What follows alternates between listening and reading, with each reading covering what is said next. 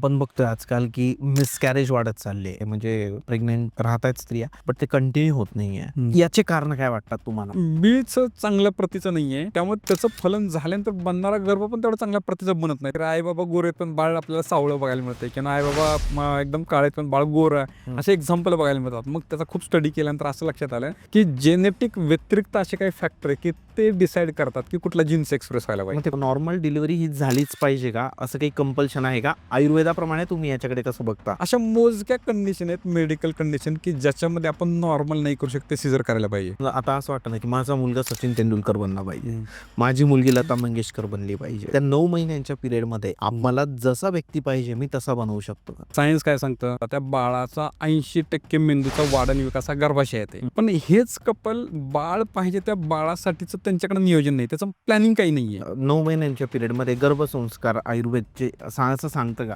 तुम्ही योगा करावे की नाही करावे? तुमच्या सोनोग्राफीच्या रिपोर्टचा विचार करूनच योगा डिसाईड व्हायला पाहिजे. ब्लाइंडली कोणताही योगा नको करायला. ब्लाइंडली कुठलाही योगा फॉलो करणं चुकीचं आहे. एखादी गर्भवती महिला असेल तर तिने शाकाहार करावा का मांसाहार करावा? आयुर्वेद काय सांगतं? आपल्याकडे संत तुकाराम महाराजांनी पण आपल्या संत परंपरेमध्ये सांगितलंय की शुद्ध बीजापोटी फळे रसाळ गोमटी. स्ट्रेसफुल फॅमिलीमधले होणारे बाळ ह्या गोष्टींना शिकारी पडतात. ते एकाग्रता नाही करत, चिडचिड करते, तो शांत नाहीये, त्याची झोप प्रॉपर होत नाही, त्याचं डाएट व्यवस्थित घेत नाही, त्याच्यानंतर त्याचं वजन वाढत नाही आणि त्याच्या वयाच्या मुलांपेक्षा त्याची बुद्धिमत्ता कमी वाटते. आणि स्ट्रेस हा मेजर फॅक्टर आहे बाळामध्ये हे प्रॉब्लेम आणण्यामध्ये. बाळ जन्माला आल्यानंतर सुवर्णप्राशन केलं जातं, तो काय प्रकार आहे सर, आणि ते का केलं पाहिजे? डोहाळी जेवण हे गरजेचं आहे का, आणि डोहाळी जेवणाचं महत्व काय आहे? परंपरेने चालत आलेल्या जर गोष्टी लोकांनी करत राहिल्या असल्या असत्या तर स्पेशल गर्भसंस्कारच्या वेगळ्या गोष्टी करण्याची फार गरज नसती पडली. कोणत्या महिन्यापासून गर्भसंस्कारांचा फरक पडायला जास्त स्टार्ट होतं? 3ऱ्या महिन्यानंतर की 5व्या की कितव्या? म्हणजे प्रेग्नन्सी जर्नी ही मेमोरेबल व्हायलाच पाहिजे. हा उत्सव आहे त्या स्त्रीचा,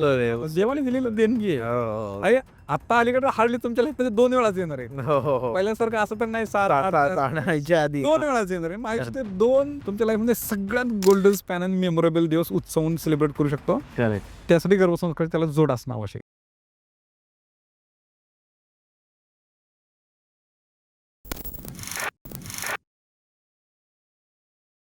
hello guys and welcome to banter with Chetan. मित्रांनो, आज आपल्यासोबत आहे doctor Shrimant Pawar sir. Sir नमस्ते. नमस्ते सर. नमस्ते मित्रांनो, आपण बघतो की आजकाल मुलांमध्ये काही त्रुटी आपल्याला दिसतात, त्या त्यांच्या संस्कारांमध्ये आपल्याला दिसतात, तर कधी त्यांच्या वागण्या बोलण्यामध्ये दिसतात. आधीची जनरेशन जर बघितली आणि आताची जनरेशन आपण बघितली तर त्यामध्ये खूप मोठा तफावत आपल्याला जाणवते. मुलांचे जीन्सही बदलत असतात, मुलं जरा जास्त ऍक्टिव्ह आजकालचे आहेत. तर अशा मुलांसाठी काही संस्कार द्यावे लागतात, तर ते संस्कार त्यांच्या गर्भाशयात असताना जर आपण दिले तर त्या मुलांवर चांगले पुढे जाऊन त्यांचं एक चांगलं नाव निघू शकतं. आणि त्याच गोष्टींवर चर्चा करण्यासाठी आज आपल्या सोबत पवार सर आलेले आहेत. तर सर, तुमचं पुन्हा एकदा स्वागत आहे आपल्या चॅनलवर. Thank you so much. Yes sir, आपण आज जी चर्चा करणार आहे ती गर्भसंस्कार या विषयावर करणार आहे. आयुर्वेद आणि गर्भसंस्कार, आयुर्वेदाचा कसा फरक पडतो गर्भसंस्कार वर, ते तुम्ही आज समजवणार आहे सर. तर सगळ्यात आधी मला विचारायचं की गर्भसंस्कार म्हणजे काय? गर्भसंस्कार म्हणजे आयुर्वेद शास्त्रामध्ये त्याचं खूप छान वर्णन सांगितलेलं आहे. गर्भसंस्कार 2 शब्दांनी बनलाय, गर्भ आणि संस्कार. मग आयुर्वेद शास्त्राचा इतिहास 5,500 वर्षांपूर्वीचा. त्या काळचे जे एक्सपर्ट डॉक्टर त्यांनी त्यांची पुस्तकं लिहून ठेवले. त्याच्यामध्ये डॉक्टर चरक आहेत, ज्यांनी त्यांच्या पुस्तकामध्ये याची व्याख्या दिली आहे. त्यांनी सांगितलं गर्भ म्हणजे शुक्र शोणित जीव संयोगे तू खलु कुक्षी घेते गर्भसंज्ञा होते. अर्थात ते संस्कृतमध्ये आहे. मराठीत त्याचा काय अर्थ होतो? एखाद्या स्त्रीच्या गर्भाशयामध्ये स्त्रीचं स्त्रीबीज आणि पुरुषाचं पुरुषबीज एकत्र आल्यानंतर त्याच्यामध्ये तिसऱ्या जीवाचा किंवा आत्म्याचा प्रवेश झाल्यानंतर जो जिवंत मांसाचा गोळा बनतो आणि वाढतो त्याला गर्भ म्हणतात. बरोबर. मग त्याने संस्कार म्हणजे काय सांगितलं? संस्कार म्हणजे संस्कारो ही गुणांतराधानम, म्हणजे गुण बदलणं, अपेक्षित गुणांचं वर्धन करणं, चांगल्या गुणांना वाढ होणं, नको असलेल्या गुणाला कमी करणं किंवा काढून टाकणं म्हणजे संस्कार, असं त्यांनी संस्कारची व्याख्या सांगितली आहे.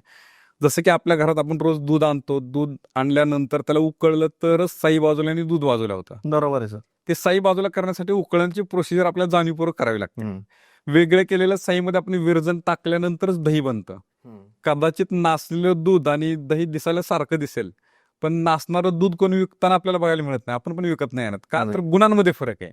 नासलेलं दूध आपसुक असंच नासलंय म्हणून त्याच्यामध्ये अवगुण जास्त आहेत, पण दही मिळवण्यासाठी जाणीवपूर्वक प्रयत्न करावा लागले विरजन टाकण्याचा. तर ही मला जे प्रत्येक टप्प्यावरती एक जाणीवपूर्वक कृती करावी लागते, ज्याच्यामुळे अपेक्षित गुणांचं, चांगल्या गुणांचं वर्धन होतं, त्याला संस्कार असं आयुर्वेद म्हणतं. आणि मग गर्भसंस्कार म्हणजे काय, आपल्या एखाद्या गृहिणीच्या किंवा एखाद्या स्त्रीच्या गर्भाशयामध्ये वाढणाऱ्या गर्भातील अपेक्षित गुणांचं वर्धन करणं, चांगल्या गुणांची वाढ करणं, नको असलेले गुण कमी करणं, काढून टाकणं म्हणजेच गर्भसंस्कार. आणि मग म्हणून गर्भसंस्कार हे चालू तेव्हाच होतात जेव्हा गर्भधारणा झाली म्हटल्यापासून प्रोसेस चालू होते, बरोबर. डिलिव्हरी पण चालते. सर, याची जी सुरुवात असते, आता कसं असतं की आजकाल फॅमिली प्लॅनिंग नावाचा वर्ड आलेला आहे, की ठरवलं जातं की आपल्याला आता बेबी हवा आहे, मग प्रिपरेशन केलं जातं, मग डॉक्टरांकडे गेलं. तुमच्याकडे भरपूर कपल्स येत असतील, तर जेव्हा ठरवतायत की आजपासून मला आता प्लॅनिंग करतोय आम्ही, त्यावेळेस तुमच्याकडे यायला हवं का कपल्सने, आणि त्यावेळेस तुम्ही काय ट्रीटमेंट देतात त्यांना, आपली आयुर्वेदाची ट्रीटमेंट? एक्झॅक्टली.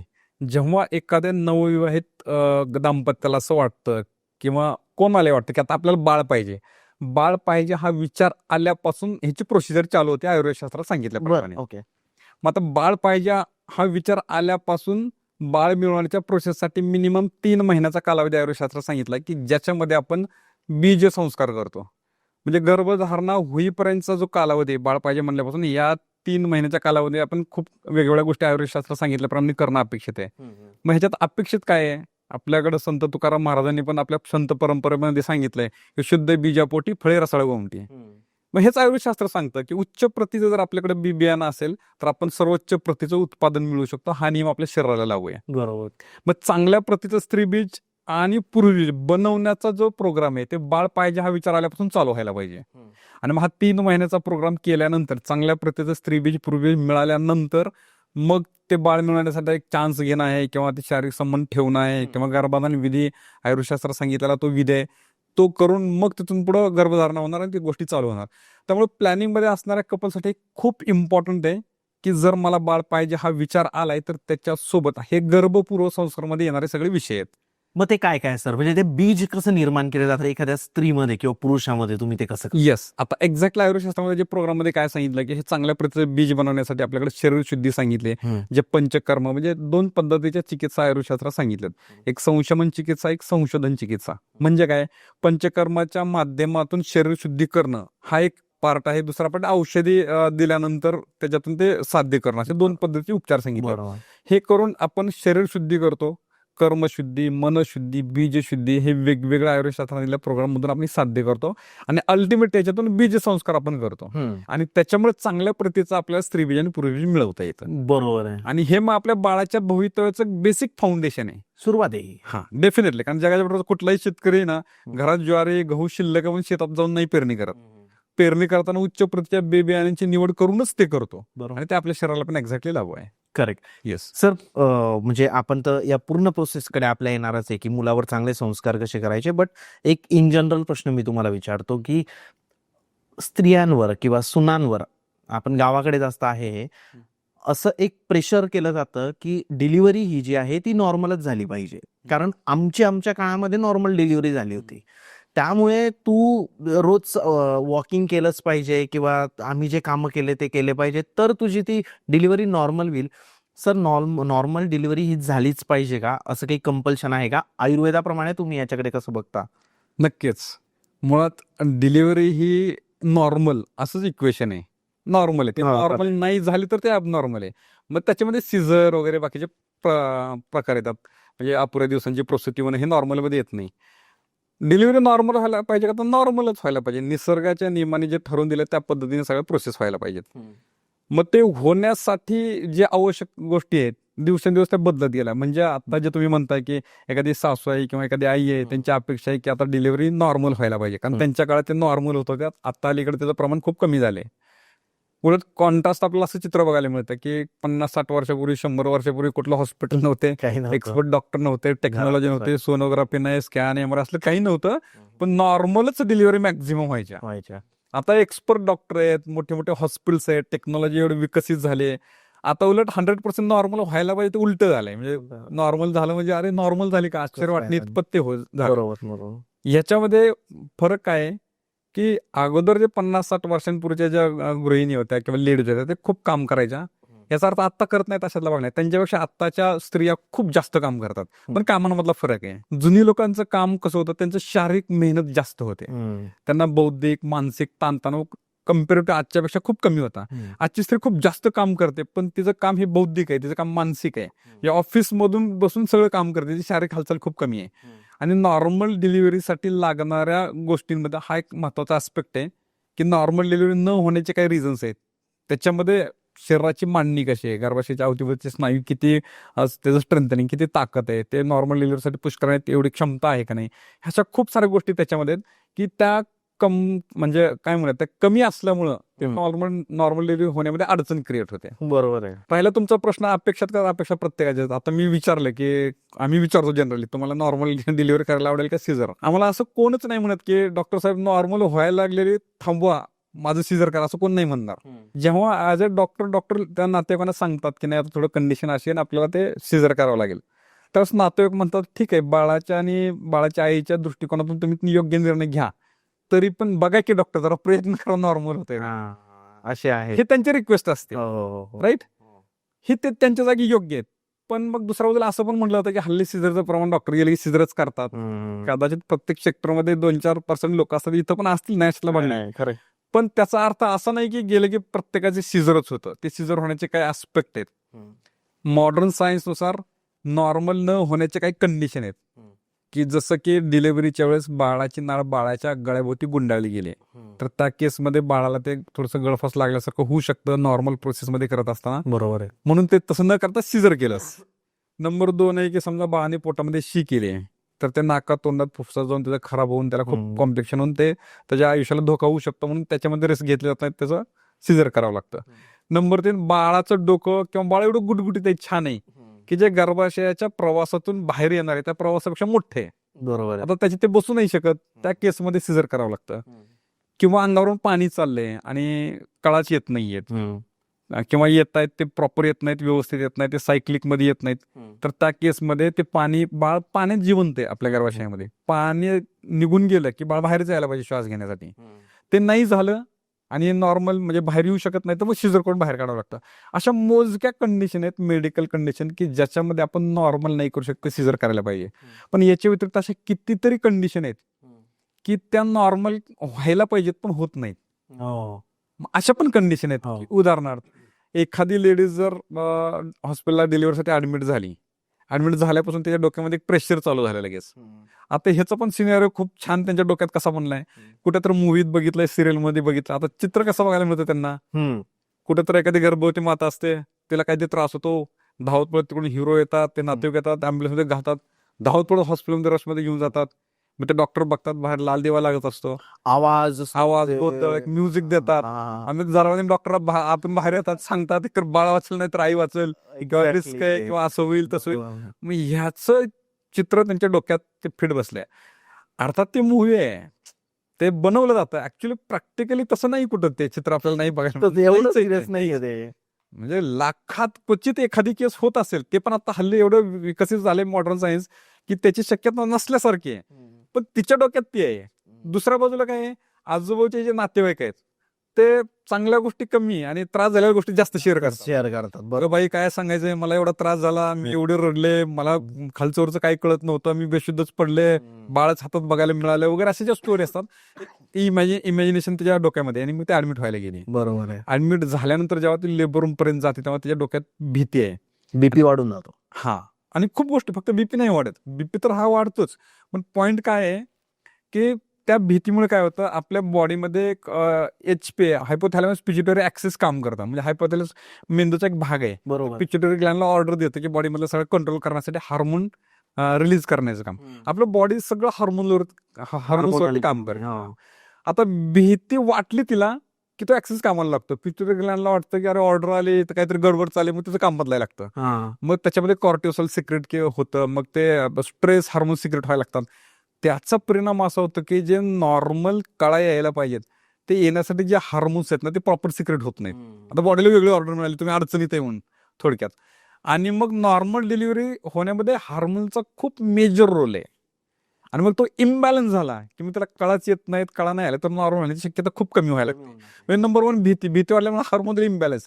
मेडिकल सायन्सच्या दृष्टिकोनातून हार्मोनल इम्बॅलन्स हे रिझन आहे, पण ते होण्याचं रिझन भीती आहे, किंवा त्याचं नॉलेज नसणे, चिंता आहे, काळजी आहे. नंबर 2 तर टेबलवरती गेल्यानंतर त्यांना माहित नाही की आता डॉक्टर काय करणार आहे, स्टाफ काय करणार आहे, माझा रोल काय हे कळत नाही. किंवा कळा यायला लागली तर त्या कळांसोबत कसं अलाईन व्हायचं, ते किती वेळाने येत आहेत, मग त्या दरम्यान मी ब्रिदिंग कसं घ्यायचं, मी श्वास कसा घ्यायचा हे माहित नसल्यामुळे ते कळा घेऊन घेऊन थकून जाते.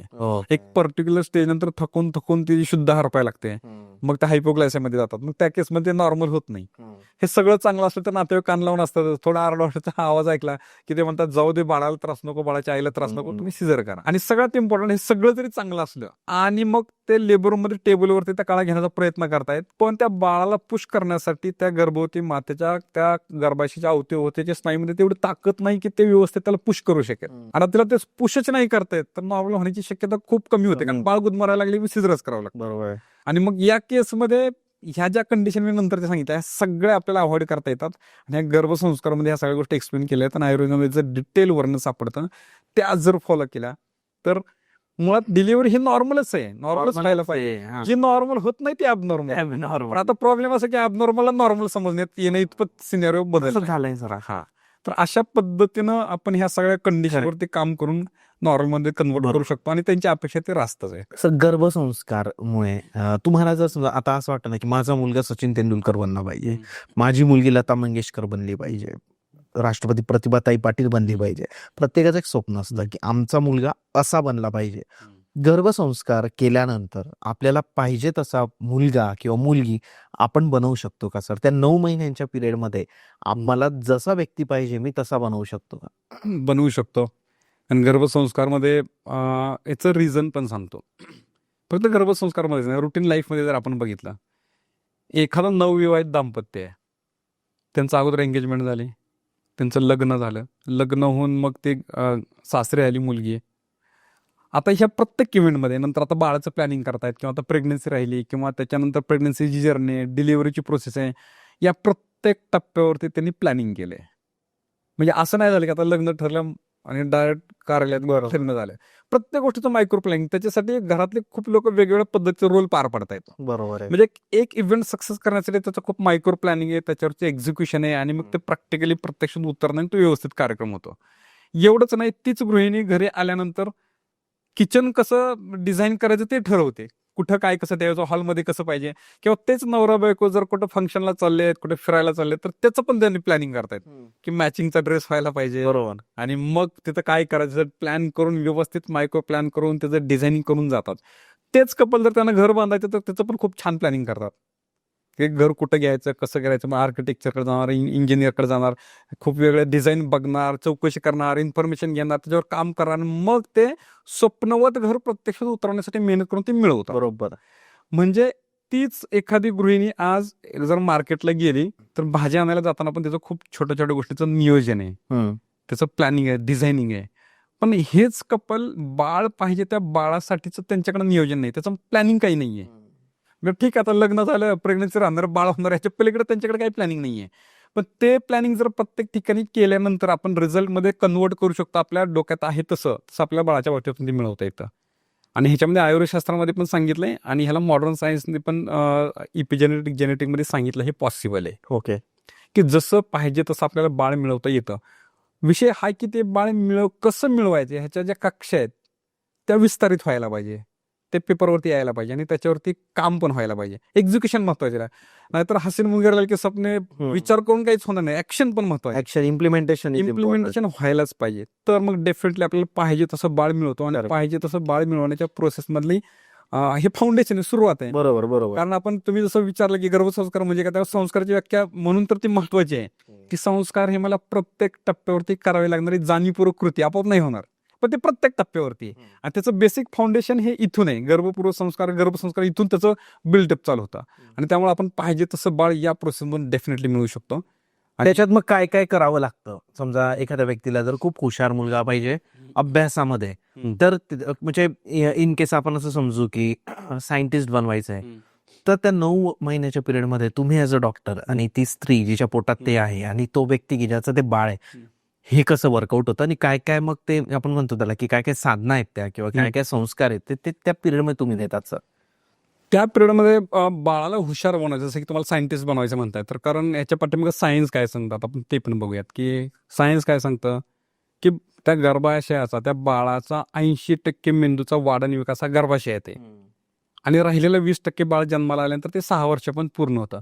त्याच्यानंतर त्या बाळाच्या मेंदूची एकही नवीन पेशी तयार होत नाही. मग जो पार्ट 80% गर्भाशयात बनतोय, म्हणजे आपलं 80% घराचं बांधकाम झाल्यानं आपण बघितलंच नाही, तर बरोबर. आपल्याला पाहिजे तसं नाही होणार. घर बांधून होईल ना, अरे बाळ मला मिळेल, पण पाहिजे तसं नाही मिळणार. मग आत्ता आपण त्याला साईज शेप डिझाईन करू शकतो. मग कशा पद्धतीने करू शकतो, तर आयुर्वेद शास्त्रात पण सांगितलं, तुम्हाला जशा क्वालिटीचं बाळ पाहिजे तशा क्वालिटीच्या खूप साऱ्या ऍक्टिव्हिटी करायला लागतात. मग तशा क्वालिटीचे तुम्हाला बुक्स वाचायला पाहिजे, तशा क्वालिटीचे तुम्हाला म्युझिक ऐकायला पाहिजे, तशा क्वालिटीचे तुम्हाला साधना करायला पाहिजे, ध्यान करायला पाहिजे, असे खूप सारे प्रोग्राम आहेत की ते करायला पाहिजेत. त्या रिलेटेड रिलेटेड कारण 80% ब्रेन जो बाळाचा आहे तो तेव्हाच डेव्हलप होणार जेव्हा तो आईच्या पोटात. Yes yes yes yes. आणि मग आपल्याला ते चित्र असं काय बघायला मिळतं आज, की गर्भवती म्हणलं तर एक सॉफ्ट कॉर्नर आहे घरामध्ये. इव्हन ते वर्किंग वुमन आहे तर तिला लिव्ह आहेत 9 महिन्याच्या. मग ह्याचा गैरवापर असा सर्रास होतो. आम्हाला अभिमानाने सांगतात येऊन की डॉक्टर साहेब 9 महिन्यात चालू आहे आणि ड्युटी करते. ते अभिमानाने सांगतात, पण आम्हाला आतून क्यू येते, तुम्हाला 9 महिन्याची सुट्टी दिली कशासाठी, ती वापरणं कशासाठी गरजेचं आहे. कारण तुम्ही 9 महिने जॉब करून एक्स्ट्रा पैसे मिळवचाल, पण ते मिळालेल्या पैशांमधून बाळामध्ये फार फार बदल नंतर नाही करता येणार. आत्ता तो वेळ टाइम ते युटिलाइज करायला पाहिजे. ते बाळाच्या मेंदूचा मॅक्झिमम आपण वाढ आणि विकास करण्यासाठी खूप साऱ्या गोष्टी, ऍक्टिव्हिटीज, ब्रेन जिमच्या ऍक्टिव्हिटी करायला लागतात, ध्यान करायला लागतात, मुद्रा आहेत आणि खूप ऍक्टिव्हिटी या पिरियडमध्ये करायला लागतात. पण तुम्ही म्हणल्यासारखं कसं बाळ पाहिजे त्याच्यानुसार हे सगळ्या गोष्टी डिझाईन केल्या जातात. डिसाईड होतात, त्या पद्धतीने ठरतात. आणि मग आपण त्याला, कारण इपिजेनेटिक मध्ये तेच सांगितलंय, आईचे आणि बाबांचे दोघांचे जीन्स त्या बाळामध्ये येत आहेत. कारण आपण म्हणलंय आईचं स्त्रीबीजन वडिलांचं पूर्वी एकत्र येऊनच बाळ बनते, बरोबर. मध्ये बघितलं. राईट. पण ते येताना जीन्स घेऊन आलेत. आईच्या मागच्या काहीतरी पिढ्यांच्या क्वालिटी त्याच्यात आहेत, बाबांच्या मागच्या काहीतरी कितीतरी पिढ्यांच्या क्वालिटी त्याच्यामध्ये आहेत. त्यातलं कुठलं एक्सप्रेस होणार, तर जेनेटिक सांगतो जो जीन डॉमिनेट आहे ते एक्सप्रेस होणार, जो डॉमिनंट आहे ते त्याच्यात येईल. पण मग 600 वर्षाचा इतिहास आहे जेनेटिकला. तर सायंटिस्ट असं लक्षात आलं की असं पण बघायला मिळतं की आई बाबा गोर आहेत पण बाळ आपल्याला सावळं बघायला मिळतंय, किंवा आई बाबा एकदम काळे पण बाळ गोर आहे, असे एक्झाम्पल बघायला मिळतात. मग त्याचा खूप स्टडी केल्यानंतर असं लक्षात आलं की जेनेटिक व्यतिरिक्त असे काही फॅक्टर आहे की ते डिसाईड करतात की कुठला जीन्स एक्सप्रेस व्हायला पाहिजे. ते कोणते सर फॅक्टर? आणि ते सगळे फॅक्टर इपिजेनेटिक मध्ये स्टडी केले जातात. मग याच्यामध्ये मग डाएट आहे, मग याच्यामध्ये थिंकिंग आहे, आयुर्वेद शास्त्रात सांगितलं पण आहार, विहार, दिनचर्या, ऋतुचर्या, हे प्रत्येक फॅक्टर, म्हणजे एखादी गर्भवती दिवसभरात जे काही गोष्टी करतात प्रत्येक इच आणि एव्हरी गोष्टीचा इम्पॅक्ट हा बाळावरती होतो. आणि इपिजेनेटिक हेच सांगते, हे जे फॅक्टर आहेत म्हणजे डाएट आहे, विचार करण्याची पद्धत आहे, वागणूक आहे, तुम्ही काय खाता, कसं खाता, किती खाता, तुमचं एक्सपोजर कुठल्या अननेसरी घटकांना होत आहे का, किंवा काय म्हणत त्याला, तुम्हाला स्ट्रेस फॅक्टर किती आहे, ह्या सगळ्या गोष्टींचा परिणाम तुमच्या गर्भाशयामध्ये वाढणाऱ्या बाळाच्या डीएनएच्या ट्रान्सक्रिप्शन रेग्युलेशनवरती होतो आणि त्याच्यामुळे क्वालिटीज बदलून येतात. हे इपिजेनेटिक सांगतं. हेच आयुर्वेद शास्त्राने सांगितलं 5,500 वर्षांपूर्वी. त्यामुळे बाळामध्ये बदलून क्वालिटी आणणं आपल्याला पॉसिबल आहे, पण मग त्यासाठी आपल्याला काम करणं गरजेचं आहे. खरंय. केलं तर ते तुम्ही करतात सर. Yes yes. एखादी व्यक्ती तुमच्याकडे जर म्हणजे गर्भवती स्त्रीला जर तुमच्याकडे घेऊन आली आणि जसं पाहिजे तसं बाळ, तर तुम्ही त्यांना पूर्ण तो रोडमॅप द्याल. Yes yes definitely. तुम्ही जी एक गोष्ट सांगितली मला ती फार आवडली की आयटीचं जे क्राऊड आहे आजकाल आपण जे बघतो, तर आयटीचे मुलं मुली जेव्हा असं डिटेक्ट होतं की आता बेबी होणार आहे, तर त्यांना 6 महिन्यांची किंवा 9 महिन्यांची सुट्टी दिली जाते की तुम्ही घेऊ शकतात केव्हाही. तर ते लोक केव्हा घेतात ना सर, की ते तेव्हा घेतात जेव्हा ती स्त्री प्रेग्नेंट होते आणि मग नंतरच्या 9 महिन्यांसाठी ते घेतात. तुमचं असं म्हणणं आहे की ती तेव्हा घेतली पाहिजे जेव्हा त्या बाळावर तुम्हाला संस्कार करायचे. Yes yes. म्हणजे बाळ होण्याचे जे तुम्हाला जेव्हा डिटेक्ट होतं तर तेव्हापासून बाळ होतं तोपर्यंत काउंट करा, तेव्हा जास्त इम्पॉर्टंट आहे. येस. नंतरचे 1-2 महिने तुम्ही पेडही घेऊ शकतात किंवा मॅनेज करू शकतात. Yes yes yes. कारण त्याचं असं आहे की त्या पिरियड मध्ये तुम्ही मेहनत घ्या. येस नुसतं काम करून किंवा ते टेक्निकल नॉलेज त्या बाळापर्यंत येत आहे आजकाल, येस. बट जे संस्कार आहे ते नाही येणार. त्याचं रिझन पण असं आहे की तुम्ही म्हणतो तो पॉईंट बरोबर आहे. मग प्रेग्नन्सी आहे, बाळ काय सांगत नाही, काय त्रास देत नाही, एवढा नसता, ड्युटी करतो, नंतर मग झाल्या तर मग बाळ त्रास देईल, मग नातेवाईक सांगतात की मग त्यावेळेस ते लिव्ह थोडंसं वापरलं पाहिजे, अशा पद्धतीने चालतं. पण ऍक्च्युली ठीक आहे, सुरुवातीला एक तुम्ही 2-3 महिने समजू शकतो, सेकंड हाफ ट्रायमिस्टर पर्यंत, पण शेवटचे तुम्ही 4-5 महिने मिनिमम हे इथं ते इन्व्हेस्ट केले पाहिजे. इन्व्हेस्टेड रिटर्न्स आहेत. आत्ता जर ते 5 महिने त्या बाळासाठी तुम्ही जर डिवोशन दिलात तर पुढे ते 1-2 वर्ष तुम्हाला त्रास नाही देणार. आता तुम्ही काय करता त्याच्यावरती बाळामध्ये आपल्याला गोष्टी, कारण आमच्याकडे असे खूप सारे एक्झाम्पल आहेत, केसेस आहेत की नाही म्हणलं तर आता एक 30-35 केसेसची ट्रीटमेंट चालू आहे आमच्याकडे ऑलरेडी, की बाळ मतिमंद आहे, त्याला सांगितलं कळत नाही. असे माझ्याकडे 5 आहेत, त्याच्यामधले काय सांगताय असे 5 मुलं आहेत त्या 35 मध्ये की त्यांना बोलता येत नाही, 6 वर्ष झाले आणि वेगवेगळ्या एरियामधले, मुंबईवरून एक पेशंट आमच्याकडे, विजापूरवरून एक, उस्मानाबादवरून आणि आमच्याकडे टेस्टिमोनियल दिलेत की आयुर्वेदिकची ट्रीटमेंट घेतल्यानंतर त्याच्यामध्ये फरक पडलाय. पण याचा अभ्यास केल्यानंतर आमच्या असं लक्षात येतं की मग हा ज्यावेळेस जर्नी बघतो की ठीक आहे, आता तुमच्या बाळाला बोलता येत नाहीये, चालता येत नाही, त्याला delayed development milestone modern science मध्ये म्हटलं जातं. मग आम्ही जेव्हा त्यांची हिस्ट्री घेतो की कसं झालं, काय झालं, मग तुमची प्रेग्नन्सी कधी राहिली, कुठं डिलिव्हरी केली, मग तुम्ही काय काय केलं, तर त्याच्यामध्ये आम्हाला याचा रेफरन्स सापडतो की त्या प्रेग्नन्सीच्या फेजमध्ये तिनं किती स्ट्रेस एक्सपिरियन्स केलाय. आणि स्ट्रेस हा मेजर फॅक्टर आहे बाळामध्ये हे प्रॉब्लेम आणण्यामध्ये. कारण ADHD जर बाळामध्ये निघालं, बाळ जन्माला आल्यानंतर खूप चंचल आहे किंवा ते कॉन्सन्ट्रेशन होत नाही त्या बाळाला, खूप त्रास देत आहे किंवा तो चिडचिड करतोय, आम्हाला पालक सांगतात की डॉक्टर साहेब त्याने आम्हाला त्रास देते, आम्हाला काही अडचण नाही, आम्ही समजून घेऊ शकतो, पण त्याचा त्रास त्याला पण आहे ना. अंग धरत नाही, जेवत नाही, वजन वाढत नाही आणि खूप सारे मग त्याला कळत नाही, लक्षात येत नाही. आणि मग हे प्रॉब्लेम अवॉइड करण्यासाठी मग त्यावेळेस कुठल्याही थराला द्यायची तयारी त्यांची, औषधं द्या, टॉनिक द्या, ट्रीटमेंट घ्या, तपासण्या करा. पण हे आपण जर या प्रेग्नन्सीच्या 9 महिन्यामध्ये, हा गोल्डन स्पॅन आहे गर्भवती मातेसाठी, तो जर व्यवस्थित सत्कारणी लावला तर हे पुढचे आपण खूप गोष्टी अवॉइड करू शकतो. आणि म्हणून आत्ता ते वापरणं गरजेचं आहे. आता तुम्ही ड्युटी केलं, बाळ जन्माला आणि बाळाने खूप त्रास दिला ना, नंतर वर्ष काय 2 आमच्याकडे असे पण एक्झाम्पल, जॉबच सोडावा लागला, नाही डॉक्टर साहेब आता एवढा त्रास मी करूच शकत नाही, मला तिकडून लेटर यायला लागलं, तर आता मला कंटिन्यू नाही करता येत. बरोबर आहे. आणि मग ऍटलीस्ट त्याच्यासाठी तर बाळाला काहीतरी तुम्ही शांत करण्याचा प्रयत्न करा. कारण तशी संधी जॉबची परत मिळणं अवघड आहे. खरंय. गॅप मिळाला तर परत बऱ्याच त्यांच्या जॉबला प्रॉब्लेम येतात, असं IT मधले स्पेसिफिक आम्हाला सांगतात. तर मला वाटतं तिथपर्यंतचा विचार करण्या अगोदर आता या 9 महिन्याचा जास्त वापर करणं इम्पॉर्टंट. बाळाच्या भविष्यासाठी खूप महत्वाचं आहे. खूप सगळ्यात जास्त इम्पॅक्ट केव्हा होतो सर, म्हणजे कोणत्या महिन्यापासून गर्भसंस्कारांचा फरक पडायला जास्त स्टार्ट होतं? 3ऱ्या महिन्यानंतर की 5व्या की कितव्या? ऍक्च्युली आयुर्वेदशास्त्रानुसार बाळ पाहिजे हा विचार आल्यानंतर संस्कार चालू होतात. ते गर्भपूर्व संस्कारमध्ये येतात. कधीपर्यंत? गर्भाधान विधी किंवा प्रेग्नन्सी राहीपर्यंत. प्रेग्नन्सी पॉझिटिव्ह आल्यापासून गर्भसंस्कार चालू होतात टिल डिलिव्हरीपर्यंत. सो दॅट असं नाही की 5व्या महिन्यानंतरच केले पाहिजे किंवा 7व्या महिन्यात केले तर काय उपयोग. आम्हाला असे पण काय म्हणतात 8व्या महिन्यात आम्हाला माहित नव्हतं, मग आता 1 महिन्यात काय होणार आहे, असं काही नाहीये. ह्याचं रिझन आहे. मी एक एक्झाम्पल कायम सांगतो.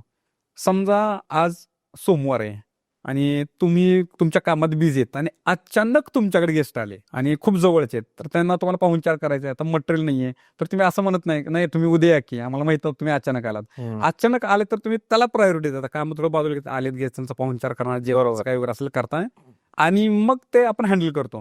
पण तुम्हाला माहिती आहे की पुढच्या सोमवारी माझ्याकडे गेस्ट येणार आहेत, तर 7 दिवसात तुम्ही प्री प्लॅन करता, तेवढं गडबड होत नाही. तुम्हाला प्रायोरिटी स्पेसिफिक त्यालाच द्यायला पाहिजे असं काही आवश्यकता पडत नाही आणि तुम्ही प्लॅनिंगमध्ये परफेक्ट करू शकता. गर्भसंस्कार एक्झॅक्ट असंच आहे. पॉझिटिव्ह प्रेग्नन्सी पॉझिटिव्ह आल्यापासून जर गर्भसंस्कार चालू केले तर तुमच्या लाईफचा एक तो पार्ट होऊन जातो. तुम्हाला अचानक सगळं तिकडे डायव्हर्ट नाही करावं लागत. जर आता तुमच्याकडे 1 महिना राहिला शेवटचा, तर प्रायोरिटी दिलीच पाहिजे. आणि तसंही मला वाटतं 8व्या 9व्या महिन्यात तुम्हाला काय जॉब कोण करावं म्हणत नाही, केलं पाहिजे अपेक्षा पण नाहीये. तुमच्याकडे खूप सारा वेळ असतो, तो फक्त आपल्याला मॅक्झिमम त्याच्यावरती कॉन्सन्ट्रेट, वेळ बाकी आहे त्याला युटिलाइज करायला पाहिजे. तसंही उत्तरोत्तर बाळाची ग्रोथ होते. मॉडर्न सायन्सने सांगितलं की 6 महिन्याने बाळाचे ऐकायचे म्हणजे ज्ञानेंद्रिय जे म्हणतो 5, ते 6 महिने पूर्ण झाल्यानंतर पूर्ण विकसित झालेले असतात. तिथून बाळाला खूप चांगलं कळायला लागतं, समजायला लागतं, त्याची इम्पॅक्ट त्या दिवसांमध्ये खूप चांगले येतात. 6 ते 9. 6 ते 9 मधले इफेक्ट खूप जास्त येतात, कारण बाळाला कळतं, समजतं, तो ग्रास्प करू शकतो आणि मग ते इम्पॅक्ट, मग त्याचा भावनिक विकास आहे, त्याचा बौद्धिक विकास आहे, त्याच्यामध्ये जास्त इम्पॅक्ट देतात. सो दॅट आता माझा 6वा महिना संपत आला, माझे 4 महिने 5 महिने गेले, मग आता उपयोग अशातला काही भाग नाहीये. मी कायम सांगतो की 12वीची परीक्षा आता चालू होईल. आता मी हा विचार केला, अरे बापरे, मागचे 7 महिने मी अभ्यासच केला नाही, आता परीक्षाच देत नाही, असं म्हणण्यापेक्षा माझ्याकडे जो पिरियड आहे त्याच्यात मी अभ्यास करून परीक्षा देणं गरजेचं आहे. का? तर त्या बाळाच्या बाबतीत ती परीक्षा आयुष्यात परत कधीच नाही. त्या बाळासोबतचा एक मिनिट तुम्ही कुठल्याही परिस्थितीतून परत माघारी आणू शकत नाही. सो दॅट आहे ते खूप आपल्या हातात मजबूत आहे आणि त्याची गर्भसंस्कारची इम्पॅक्ट आमच्याकडे असे 20 दिवसात पण जबरदस्त इम्पॅक्ट घेतलेले स्टोरी आहेत. शेवटच्या 20 दिवसात गर्भसंस्कार केले, अपेक्षित बदल त्यांनी बाळामध्ये त्यांनी खूप जबरदस्त घेतले. अरे इंटरेस्टिंग आहे सर. येस सर, योगा हा एक विषय येतो, तर या 9 महिन्यांच्या पिरियडमध्ये गर्भसंस्कार आयुर्वेदचे असं सांगतं का तुम्ही योगा करावे की नाही करावे? योगा आयुर्वेद शास्त्रांनी काय सांगितलंय की प्रेग्नन्सीच्या फेजमध्ये आपण काय काय केलं पाहिजे सांगितलंय. योगा हा तुमच्या सोनोग्राफीच्या रिपोर्टवरती डिपेंड आहे. योगा तुमचा सोनोग्राफीचा रिपोर्ट काय सांगतो त्याच्यानुसार कुठला योगा केला पाहिजे, तो किती दिवस कसा केला पाहिजे, हे सगळं त्याच्यावर डिसाईड होतं. सो दॅट ब्लाइंडली कुठला तरी योगाला फॉलो करून योगा करणं हे थोडंसं त्रासदायक किंवा अडचणीचं होऊ शकतं.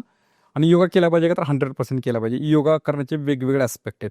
योगामुळे मसलचं खूप चांगलं स्ट्रेंथनिंग होतं. नॉर्मल डिलिव्हरीमध्ये योगाचा खूप छान रोल आहे. योगामुळं हॅपी हार्मोन्स सिक्रेट होतात. स्ट्रेस फॅक्टरचे जे इफेक्ट आहेत ते साईड इफेक्ट त्यांनी कमी होतात. हार्मोनल बॅलन्स व्हायला खूप छान पद्धतीनं मदत होते आणि योगाचे खूप जबरदस्त बेनिफिट प्रेग्नन्सीच्या फेजमध्ये आहेत. आणि मग बाळासाठी एक सेक्युअर हॅप्पी एन्व्हायरमेंट असायलाच पाहिजे. कारण जसं मगाशी तुम्ही प्रश्न विचारलात की डिलिव्हरी झाल्यानंतर बाळासाठी वेळ काढतात, त्यापेक्षा आत्ता काढणं का गरजेचं आहे? कारण आत्ता बाळाला कळत नाही आहे. बाळ तुमच्या नजरेतून बघतंय, बाळ तुमच्या मनात विचार करते, बाळ तुमच्या कानातून बाळ ऐकते, बाळ तुमच्या थ्रू सगळं एक्सपिरियन्स करते. त्याचं स्वतंत्र अस्तित्व आत्ता नाहीये. त्यामुळे आत्ता जास्त ते 100% डिपेंड आपल्यावरती, तर ती योग्य सगळ्या गोष्टी फीड करणं आपल्या हातात आहे. जन्माला आल्यानंतर त्याचं स्वतंत्र व्यक्तिमत्व बिल्ड व्हायला बिल्ड होणार. नंतर तुम्ही असला नसला तर त्यांनी खेळणारे, रडणारे, मागणारे. आत्ता त्याला वेगळं नाही काही करतायत. Correct correct. आणि म्हणून आत्ता त्याच्यामध्ये ते सगळं बिल्ड करण्यासाठी नॉर्मल डिलिव्हरीसाठी योगा हे खूप इम्पॉर्टंट आहे. हार्मोनल बॅलन्ससाठी पण खूप महत्वाचं आहे. पण सेफ योगा, सेफ योगा डॉक्टरांच्या गायडन्स खाली तुमच्या सोनोग्राफीच्या रिपोर्टचा विचार करूनच योगा डिसाईड व्हायला पाहिजे. कोणताही योगा नको करायला. ब्लाइंडली कुठलाही योगा फॉलो करणं चुकीचं आहे. कारण योगामध्ये खूप वेगळे प्रकार आहेत आणि मग ते तुमच्या म्हणजे व्यक्तिपरत्वे बदलतं सगळं आणि मग त्या हिशोबाने ते करणं गरजेचं आहे. प्रॉब्लेम होऊ शकतो जर Yes, झालं yes. तर. सर आपण पाहिलंय की महाराष्ट्रातही आपण व्हेज आणि नॉन व्हेज, शाकाहारी मांसाहारी असे 2 जेवणाचे प्रकार आहे आपल्याकडे. तर तुम्ही काय सजेस्ट कराल की एखादी गर्भवती महिला असेल तर तिने शाकाहार करावा का मांसाहार करावा? आयुर्वेद काय सांगतं? आयुर्वेद शास्त्राने स्पेसिफिक शाकाहार किंवा मांसाहार असं नाही सांगितलेलं. आयुर्वेद शास्त्राने काय सांगितलंय की तुमचा अग्नी कसा आहे, म्हणजे तुम्ही खाल्लं कसं पचवताय, तुमच्या बॉडीची रिक्वायरमेंट किती आहे, तुमचं लाईफस्टाईल काय आहे, तुम्ही कसं राहता, कसं वागता, तुमचं एकंदरीत दिवसभराचं शेड्यूल कसं आहे, याच्यानुसार गोष्टी बदलतात. पण आता हल्ली अलीकडे जर आपण बघितलं तर मगाशी म्हणल्याप्रमाणे सिडेंटरी लाईफस्टाईलमध्ये आपलं सगळं जर्नी चालू आहे. बैठक काम खूप जास्त चालतं, फिजिकल ऍक्टिव्हिटी खूप कमी आहे, तर ते डायजेस्ट करायला थोडंसं अडचणी होतं. दुसरं काय होतं, नॉनव्हेजचा जर विचार केला तर ते प्रॉपर जर नाही शिजवलं तर त्याच्यातून इन्फेक्शन होण्याची शक्यता असते. नंतर ते पचायला जड असल्यामुळं अगोदरच प्रेग्नन्सीमध्ये आपण सेकंड ट्रायमिस्टरमध्ये, थर्ड ट्रायमिस्टरमध्ये कॉन्स्टिपेशन, पोट नाही साफ होणं, गॅस होणं, ह्याच्या तक्रारी असतात ऑलरेडी. मग त्याच्यामुळे आणखीन वाढू शकतात, ऍसिडिटी वाढू शकते. त्यामुळे आम्ही जनरली सजेस्ट करतो की तुम्ही व्हेजिटेरियन डाएट ठेवा. ओके. तुम्ही नॉन व्हेजिटेरियन आहे तर मग ते लिमिटमध्ये डॉक्टरांच्या सल्ल्यानुसार ते मोजक्या हिशोबात तुम्ही घेऊ शकता. पण आम्ही सांगतो अवॉइड केलेलं चांगलं. कारण आयुर्वेद शास्त्रपद हे पण सांगतं की तुम्हाला बाळ जर सुसंस्कारी पाहिजे, तुम्हाला बाळ सात्विक पाहिजे, पण डाएट पण सात्विक पाहिजे. बरोबर आहे. हे लावणार सात्विक आहार लावणार चिंचुक्यानं वाट बघतो आंब्याची झाडाची, असं नाही होऊ शकत. नाही होऊ शकत नाही. सो दॅट मग सात्विक डाएटमध्ये शाकाहारी डाएट परफेक्ट बसतो आणि मग तो करणं आपण गरजेचं आहे. त्यामुळं आपण शाकाहारी जेवण घेतलेलं बेस्ट गर्भवती माते. जेव्हा स्त्री प्रेग्नेंट असते तरी सुद्धा घरामध्ये ताणतणावाचं वातावरण असतं. म्हणजे सासू सुनेचं भांडण, म्हणजे सून म्हणजे तीच की जी प्रेग्नेंट आहे किंवा नवरा त्या स्त्रीला ताण देत असतो. घरात आई आणि मुलाचे वाद, असे मल्टिपल प्रॉब्लेम चालू असतात. ह्या गोष्टींचा त्या बाळावर काही परिणाम होत असतो का? येस, त्या बाळावरती या सगळ्या गोष्टींचा खूप मोठा इफेक्ट होतो. कारण एखादी गर्भवती माता जर स्ट्रेसमध्ये, ताणतणावामध्ये, टेन्शनमध्ये, तर त्याचा परिणाम हार्मोनल बॅलन्सवरती होतो. तो इम्बॅलन्स व्हायला लागतं. मग स्ट्रेस हार्मोनमुळे कॉर्टिसॉल सिक्रेट व्हायला लागतं आणि मग त्याच्या बॉडीवरती त्याचे वेगळे साईड इफेक्ट होतात. आणि याच्यामुळे काय होतं, एक साधं एक्झाम्पल आहे, स्ट्रेस म्हणजे बॉडीवरती झालेला एक प्रकारचा अटॅक आहे. तर बाळाला माहित नाही, ते तुमच्या हार्मोन्स बाळापर्यंत पोहोचतात, बाळावरती पण ते इफेक्ट करतायत. आता इफेक्ट बाळासाठी हे सगळं चांगलं असणं काय गरजेचं आहे, कारण बाळाची ग्रोथ डेव्हलपमेंट तिथं अवलंबून आहे. फॉर एक्झाम्पल मी आता सांगतो की समजा आता आपण हा पॉडकास्ट युक्रेनमध्ये करतोय, फॉर एक्झाम्पल समजतो या, आणि तिकडून बॉम्बिंगचा आवाज आला, आपण एवढं रिलॅक्स डिस्कशन करू शकू का? नाही. आपण काय करणार, अरे नाही, पहिलं आपण सही सर सलामत तो पगडी पचास, बरोबर आहे सर. आपण आपल्याला वाचवण्याचा प्रयत्न करणार आणि आपली बॉडी त्या पद्धतीने काम करते, फाईट ऑर फ्लाईट. म्हणजे काय, जर बॉडीवरती अशा काही गोष्टीचं आक्रमण झालं तर एकतर बॉडी त्याच्या विरोधात लढायला जाते किंवा बॉडी पळून जाण्याचा मार्ग निवडते. आणि ह्या दोन्ही केसमध्ये ग्रोथ थांबते. करेक्ट. आपण घर बांधतोय आणि कोणी आक्रमण केलं, आपण लढायला गेलो काय आणि पळून गेलो काय, घराचं बांधकाम थांबलं. झालं. आता आपल्या गर्भाशयामध्ये वाढणारं बाळाचं बांधकाम चालू आहे, त्याची ग्रोथ होईल, सर्वांगीण वाढ विकास होतोय, वेगवेगळे अवयव बनतायत, वेगवेगळ्या सिस्टीम्स बनतायत, रोज त्याच्या सेल्स लाखो पटीने वाढत आहेत. आणि ह्या ग्रोथमध्ये जर तिकडून असं कुठला हार्मोन आला, आक्रमण झालं की ते इम्पॅक्ट करते, ते थांबवते. आणि याच्यामुळे काय होतंय, स्ट्रेसफुल फॅमिलीमधले होणारे बाळ ह्या गोष्टीने शिकारी पडतात की मग ते एकाग्रता नाही करत, हम्म. चिडचिड करते, तो शांत नाहीये, त्याला झोप प्रॉपर होत नाही, त्याचं डाएट व्यवस्थित घेत नाही, त्याच्यानंतर त्याचं वजन वाढत नाही आणि त्याच्या वयाच्या मुलांपेक्षा त्याची बुद्धिमत्ता कमी वाटते. मग ते सांगतात हे खेळण्यात खूप ऍक्टिव्ह आहे पण अभ्यासात मोठे, त्याला काहीच कळत नाही. असं पण सांगतात की अभ्यास खूप करतो पण ते खेळायला त्याला जमत नाही. खेळतच नाही. हा, आयदर ऑर. आणि बेसिक अष्टपैलू व्यक्तिमत्व बनवण्यासाठी या सगळ्या गोष्टी इक्वल असणं गरजेचं आहे. गरजेचं आहे. हा, त्याच्या पुढे जाऊन तुम्ही एक्स्ट्रा ऑर्डिनरी वेगळ्या करा पण बेसिक तर पाहिजे ना. बरोबर आहे. त्याला ऑलिम्पिकमध्ये भाग नाही घ्यायचा पण खेळ यायलाच पाहिजे ना, बॉडीच्या ग्रोथ डेव्हलपमेंटसाठी खूप गरजेचं आहे. आणि मग आपल्याला ह्या अशा स्ट्रेसफुल फॅमिलीमध्ये आपल्याला असे एक्झाम्पल बघायला मिळतात. बाळामध्ये येणारे हे बदल, इव्हन ADHD सारखी जे इश्यू आहेत ते बाळ मोठं होईपर्यंत ते कॅरी करतो सोबत. हो, आणि मग राहिला विषय प्रेग्नन्सीच्या फेजमध्ये काय याचा इफेक्ट येतो, तर याचा इफेक्ट असा होतो की अपुऱ्या दिवसांची प्रसूती होऊ शकते. मग ह्याच्यामुळे स्ट्रेस हार्मोन्समुळे मग शुगर येऊ शकते, थायरॉइड येऊ शकतं. आणि मग ह्याच्यामुळे झोप नाही व्यवस्थित झाल्यामुळे मग अपुऱ्या दिवसांच्या प्रसूतीसोबत प्रसूतीमध्ये कॉम्प्लिकेशन होणं पण असतं. अंगावरून पाणी जाणे, बाळाच्या अवतीभोवतीचं पाणी कमी जास्त होणे, सगळं हार्मोन इम्बॅलन्स हा होतं. आता इम्बॅलन्स सगळं बिघडायला लागतं. बरोबर. आणि त्याच्यामुळं आम्ही आत्ता असं सांगतो की जर तुमच्या घरात काही इश्यू आहेत तर फक्त एवढे 9 महिने बाजूला ठेवा. 9 महिन्यानंतर त्याच्या 10 पटीनं तुम्ही तलवार काही प्रॉब्लेम नाही. बाळ एका बाजूला मजेत खेळतोय, तुमचे भांडणं व्हायला त्याला इंटरेस्ट नाहीये, त्याचं वेगळं लाईफ चालू आहे तर त्याला वेगळं होता येत नाहीये. आणि म्हणून आता हे पाळणं गरजेचं आहे. आणि ह्याच्यासाठी मग वेगवेगळ्या ट्रिक्स आहेत. आणि मग आपण गर्भसंस्कारामध्ये ते पण सांगतो, आपण फॅमिलीला पण इन्व्हॉल्व्ह करून घेतो. आणि याच्यामध्ये गर्भसंस्कार हे फक्त गर्भवती माता एकटेचा नाही विषय आहे. मेजॉरल नक्की 90% तीच आहे, पण 10% तिच्या असणाऱ्या नवऱ्याचा आणि फॅमिलीच्या बाकी लोकांचा पण आहे. बरोबर. एक पोषक सेक्युर एन्व्हायरमेंट त्यांना देणं गरजेचं आहे. साधी गोष्ट आहे. आपण डॉल्बी समोरून गेलो तर आपल्या पण छातीत धडधड व्हायला. आपण जर एखादा कॉमेडी पिक्चर बघितला आणि हसायचं नाही म्हणलं तर आपल्याला ते उल्हास क्रिएट होतोच. समजा एखादा आपण रडकत माहेरचा साडी पिक्चर बघितला आणि नाही रडायचं म्हणलं तरी आपण रडणारच आहे, डोळ्यात पाहून अश्रू येणारच आहेत. म्हणजे एन्व्हायरमेंटचा, त्या साऊंडचा, ह्या इमोशनचा इफेक्ट आपल्यावरती होतो, बाळावर का नाही होणार? बरोबर. पोटात बाळ वाढते ना, आणि तो इम्पॅक्ट त्या बाळावरती पण होतोय. सो दॅट घरातलं एन्व्हायरमेंट 100% हॅपी ठेवलंच पाहिजे. आपोआप होणार नाही. संस्कारी जाणीवपूर्वक कृत्य ते प्रयत्नच करायला लागतात, करावेच लागतात. छोटे मोठे इश्यू थोडेसे बाजूला ठेवा. ठीक आहे, ह्या पॉईंटवर आपण नंतर डिस्कस करूयात बाळा आल्यानंतर, असं म्हणून आपण त्याला अवॉइड करू शकतो, पर्यायी मार्ग काढू शकतो, पण ते केलंच पाहिजे. हे खूप इम्पॉर्टंट आहे. बरोबर आहे सर. येस. बाळाचा रंग पण गर्भसंस्कारांवर डिपेंड असतो का, की त्याचा आणि याचा काही संबंध नाही? आणि बाळाचा रंग म्हणजे असं काही स्पेसिफिक ह्याने बाळाचा रंग आपल्याला वेगळा करता येतो अशातला भाग नाही. पण बाळामध्ये जे जीन्स आहेत, त्या जीन्समध्ये ज्या क्वालिटीज आहेत, ते एक्सप्रेशन मध्ये आपण या ऍक्टिव्हिटी मधून रोल चांगला पार पाडू शकतो. ओके. आणि आयुर्वेद शास्त्रात वेगवेगळे 7 प्रकारचे धातू सांगितले, रस, रक्त, मांस, असते, मज्जा, शुक्र.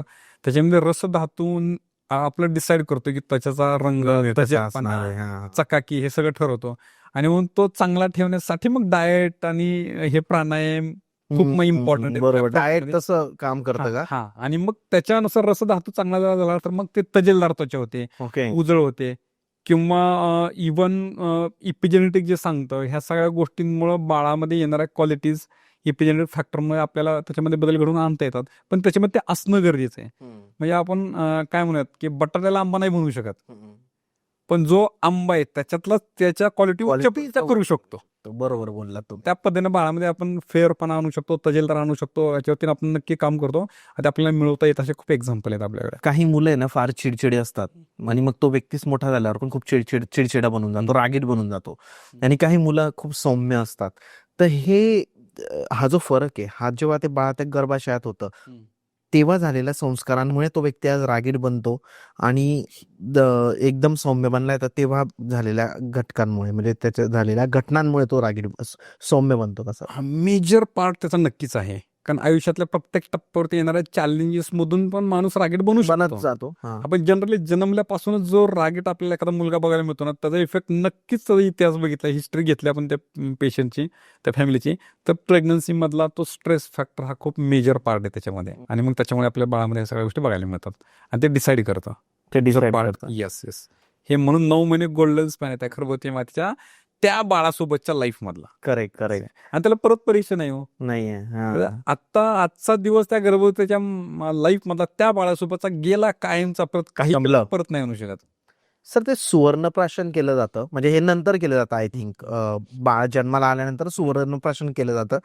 तो काय प्रकार आहे सर, आणि ते का केलं पाहिजे, आणि इज इट इम्पॉर्टंट? तर आयुर्वेद शास्त्रामध्ये अशा खूप गोष्टी सांगितलेल्या आहेत की प्रेग्नन्सी राहिल्यापासून पहिला, दुसरा, तिसरा, चौथा, पाचवा, सहावा, सातवा, आठवा, 9वा महिन्यात डिलिव्हरीच्या प्रोसेसमध्ये डिलिव्हरी झाल्यानंतर हे प्रत्येक टप्प्याचं इत्यंभूत व्यवस्थित वर्णन आपल्या आयुर्वेदशास्त्रामध्ये सापडतं.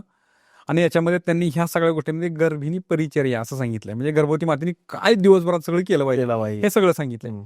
आणि त्याच्यामध्ये त्यांनी पॉईंट सांगितलाय मासानुमासिक औषधी. प्रत्येक महिन्यामध्ये बाळाचे कुठले तरी अवयव बिल्ड होत आहेत आणि त्या बाळाच्या त्या अवयवांना सपोर्ट करणारे, पोषक करणारे, त्याला चांगल्या क्वालिटीचं बनवण्यामध्ये रोल पार पाडणारे आयुर्वेदिक हर्बल औषधं काही सांगितलेले आणि मग ते वापरले पाहिजे. मग त्याच्यात वेगवेगळे प्रकार आहेत.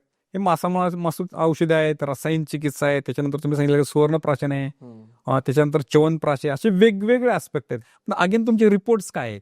ओके. नंबर 1. नंबर 2, तुमच्या घरामध्ये फिजिकल मेंटल चॅलेंजेस कसे आहेत?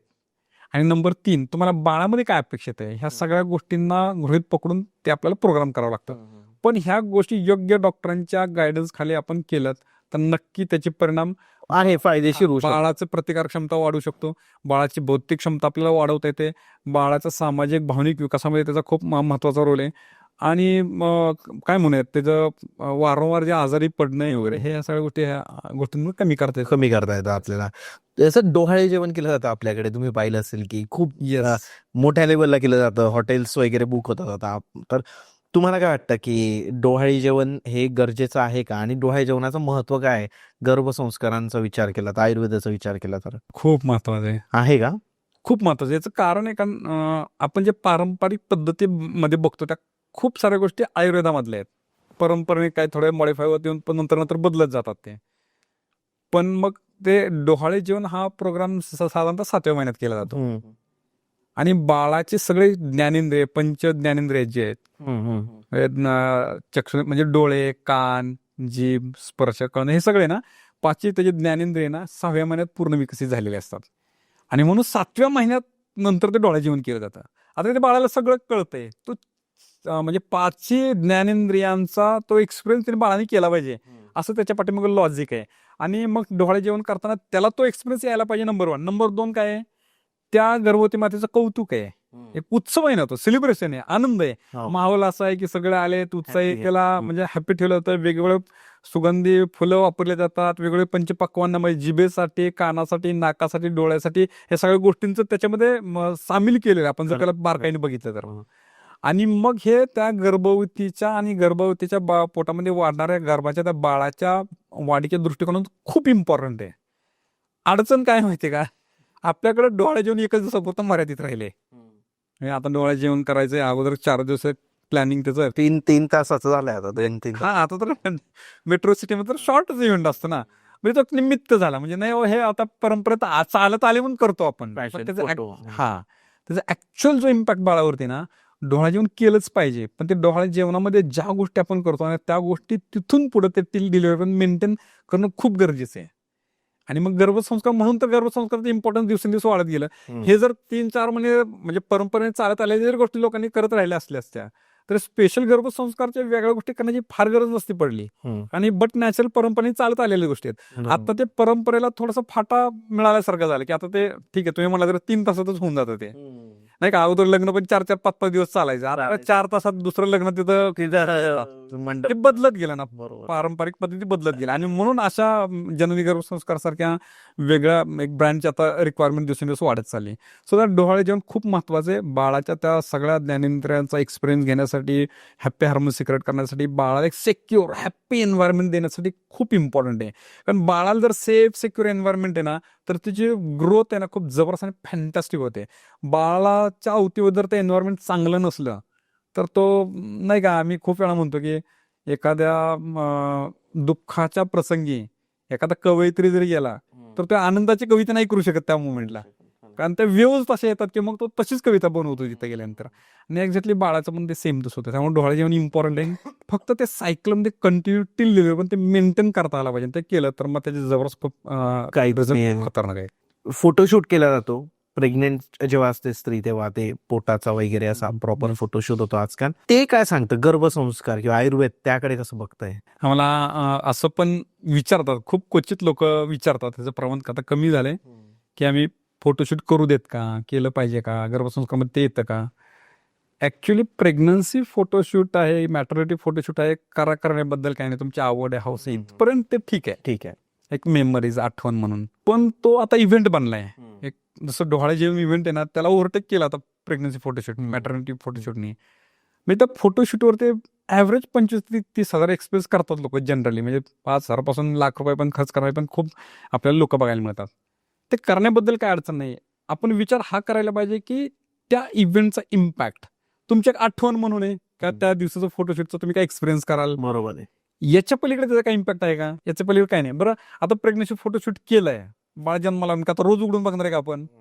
आता तर मोबाईलमध्ये एवढे फोटो असते तर आपण ते बघत पण नाही. ते कुठेतरी आठवण पडतो आणि आठवण म्हणून आपण बघू फार तर वर्षात नाही एखाद्या वेळेस. बरोबर आहे. करायला काय अडचण नाही, पण त्याला काहीतरी मर्यादा पाहिजेत. आपलं शास्त्र संगत असणाऱ्या गोष्टी केल्या पाहिजे, शास्त्र मान्य असणाऱ्या गोष्टी व्हायला पाहिजेत.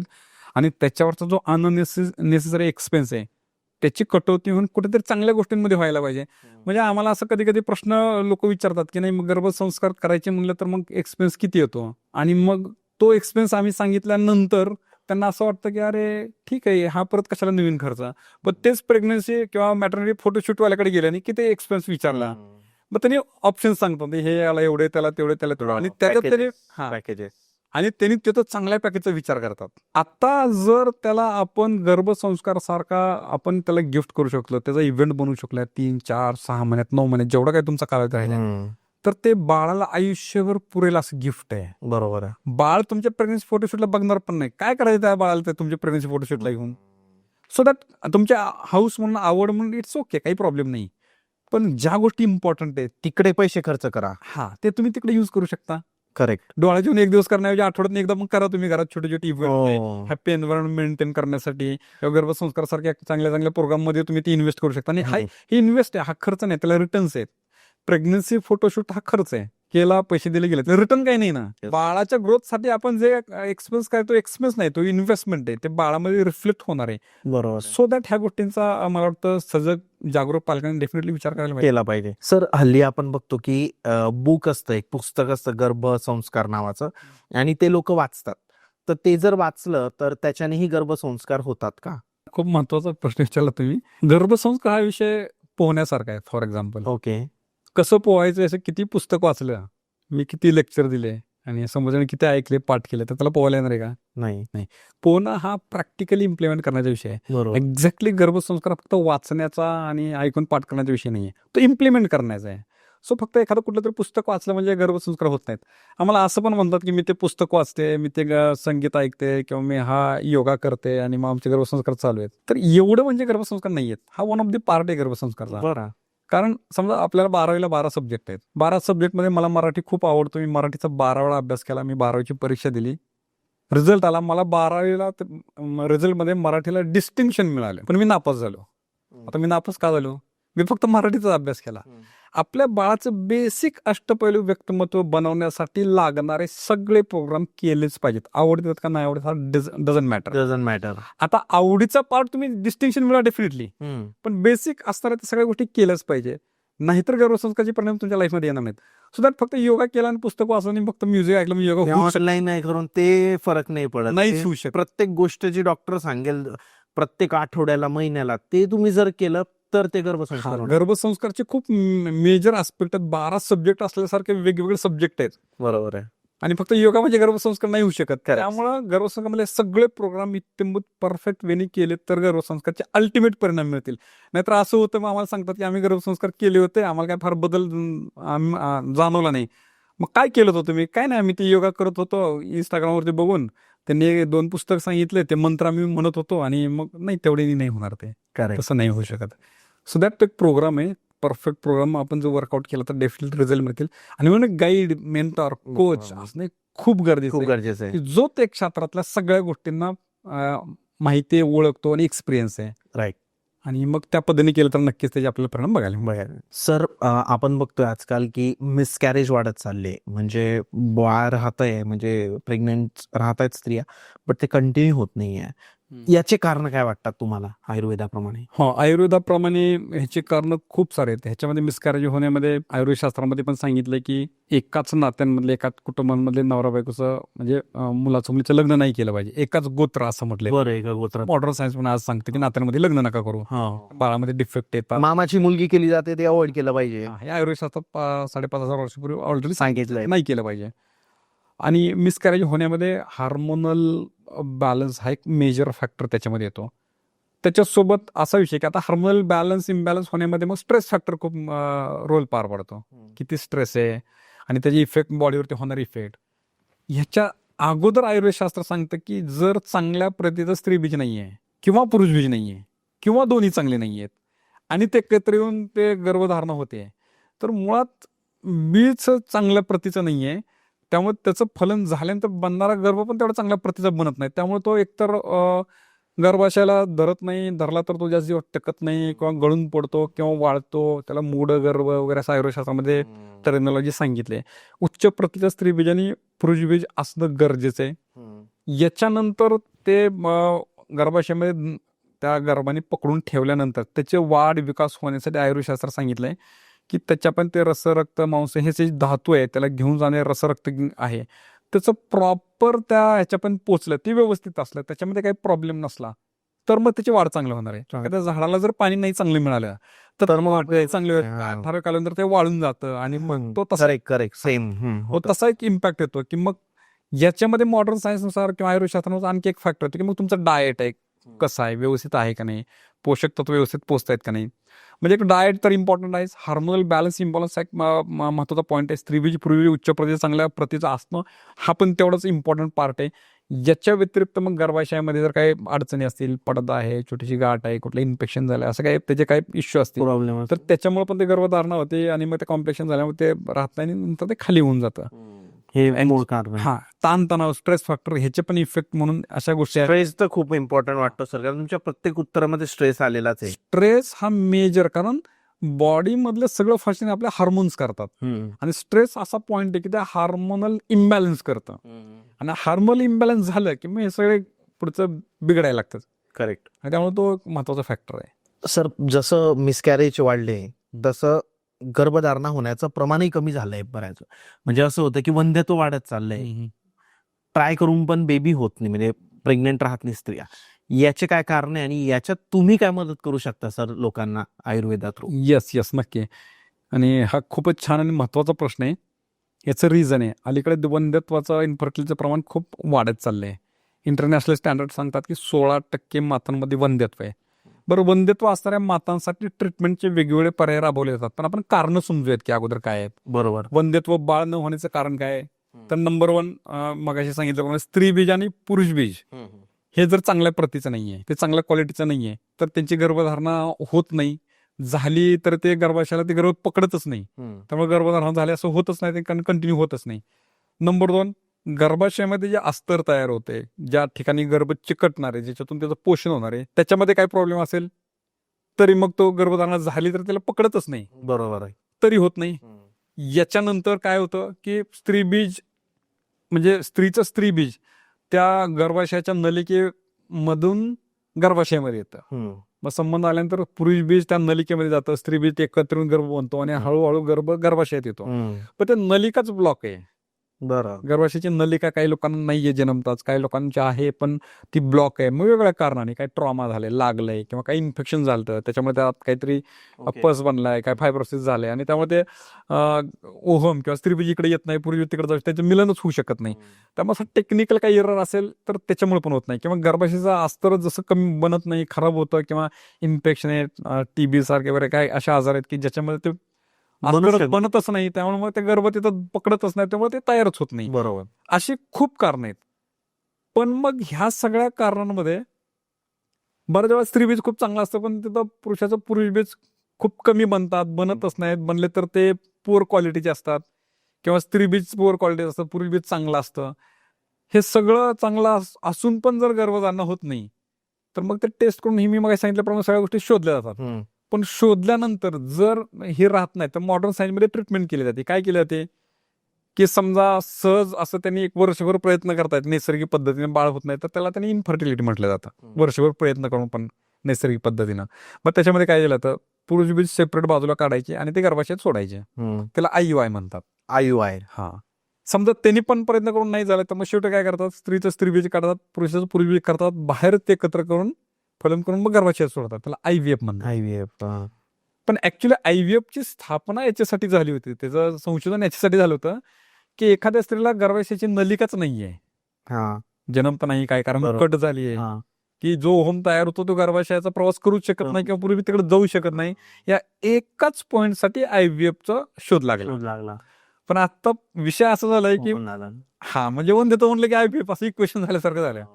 कारण बघा IVF मध्ये काय केलं जातं, स्त्री बीज आणि पूर्वी एकत्र टेस्ट ट्यूब मध्ये केलं जातं आणि ते गर्भाशयात सोडलं जातं. आता पॉइंट आहे की स्त्री बीज तुमचं चांगल्या प्रतीचे नाही, पूर्वी बीज चांगल्या प्रतीचे नाही, त्यांनी ते IVF केलं. तुम्हाला काय वाटतं ते सक्सेस होईल का? नाही. मग आपल्याकडे हे बघायला मिळतं, IVF केलं, 1 cycle fail, 2 cycle fail, 3 cycle fail. मग ते स्त्री बीज आणि पूर्वी चांगलं होण्यासाठी त्यांनी पण खूप मेडिसिन देतात, पण ते ओढून ताणून जोर जबरदस्तीनं केल्याचा पार्ट होतो आयुर्वेदाच्या दृष्टिकोनातून. हा, बरं, स्त्री बीज पुरुष बीज केलंय, त्यांनी ते एकत्र केलंय आणि गर्भाशयात सोडले. पण गर्भाशयात सोडल्यानंतर ते गर्भाशयाला पकडतच नाही गर्भ. आणि जगाच्या पाठीवर ह्याच्यावर आणखी संशोधन नाही झालं की ते गर्भ का पकडत नाही गर्भाशयाला. असं नाही. पकडण्यासाठी काय करायचं, उपचारच नाही. त्यांनी काय म्हणतात IVF करणारे, आम्ही ते गर्भ बनवलाय, गर्भाशयात सोडलाय, रिझल्ट घ्या. पकडला तर बाळ वाढेल, नाही पकडला तर त्याचं उत्तर आम्हाला पण माहित नाहीये. म्हणजे IVF मध्ये स्त्री बीज पूर्वी एकत्र आणणं एवढं एकच साध्य होतं.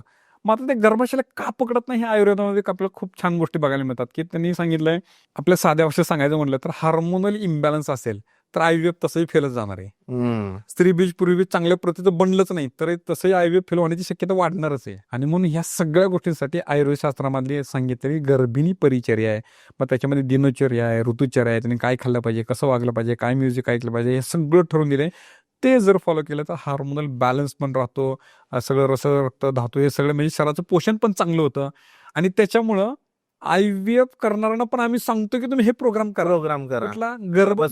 गर्भपूर्व संस्कार. बरं, ओके. कारण गर्भधारणा झाल्यानंतर गर्भसंस्कार आहे.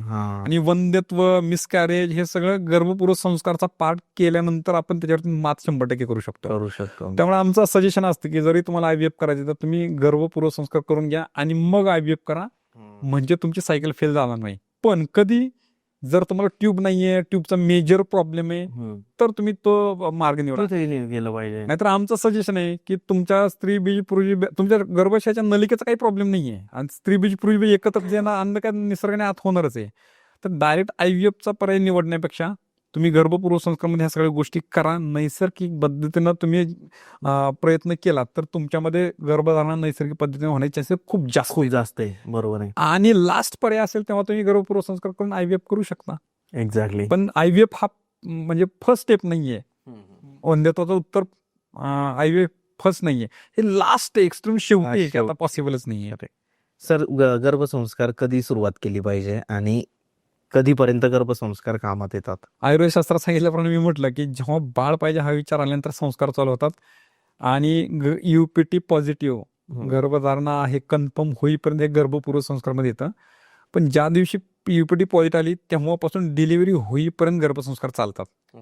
पण पॉइंट हा आहे की आता ज्यांना गर्भसंस्कारची शास्त्रीय आणि वैज्ञानिक इन्फॉर्मेशन नाही मिळाली, मेडिकल प्रोफेशन एखाद्या डॉक्टरकडून त्यांना इन्फॉर्मेशन नाही मिळाली, तोपर्यंत ते ठीक आहे गर्भसंस्कार ऐकू नये किंवा माहितीच नाही असं होतं. मग दुसरा तिसरा चौथा महिना होतो किंवा आता आपलेच काय जे व्ह्युअर्स आहेत किंवा आपले ऑडियन्स आहेत ते ऐकतात, मग कोणाचा दुसरा महिना चालू असेल, कोणाचा 5वा असेल, कोणाचा 8वा असेल. मग आता त्यांनी कधी गर्भसंस्कार केले पाहिजे, तर आम्ही त्यांना सांगतो की ज्या मोमेंटला तुम्हाला गर्भसंस्कार शास्त्राने वैज्ञानिक कळतील त्या मोमेंटला तुमचे गर्भसंस्कार व्हायलाच पाहिजेत. आणि तिथून पुढे सगळ्या गोष्टी आपण अचीव करू शकतो.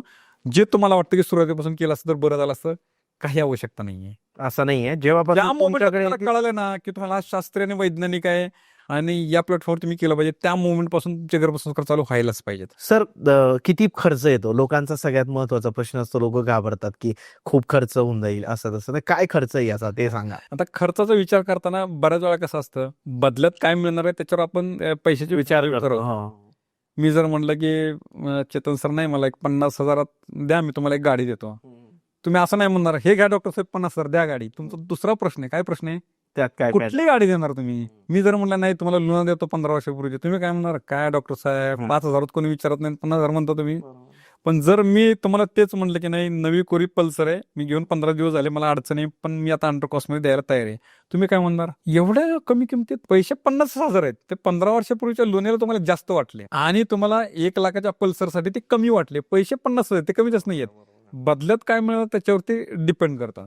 त्यामुळे गर्भसंस्काराची व्हॅल्यू कळाली ना, मग तुम्हाला कळलं ही प्रेशियस आहे, पैशात मोजण्या खूप पलीकडचं आहे. तरी पण त्याला एक्सपेन्स आहे ना. मग तो काय येतो? UPT पॉझिटिव्ह आल्यापासून तुमची डिलिव्हरी होऊन बाळ घरात येईपर्यंत जो एक्सपेन्स होतो ना, साध्या भाषेत सर्वसामान्य गर्भवती मातेला कळावं ह्या भाषेत सांगायचं झालं ना, तुमच्या आयुष्यातल्या 1-2-4 साड्या तुम्ही कॉम्प्रोमाइज केल्या, बस तेवढं आयुष्यभराचं बाळाला एक तुमचं असं गिफ्ट होईल.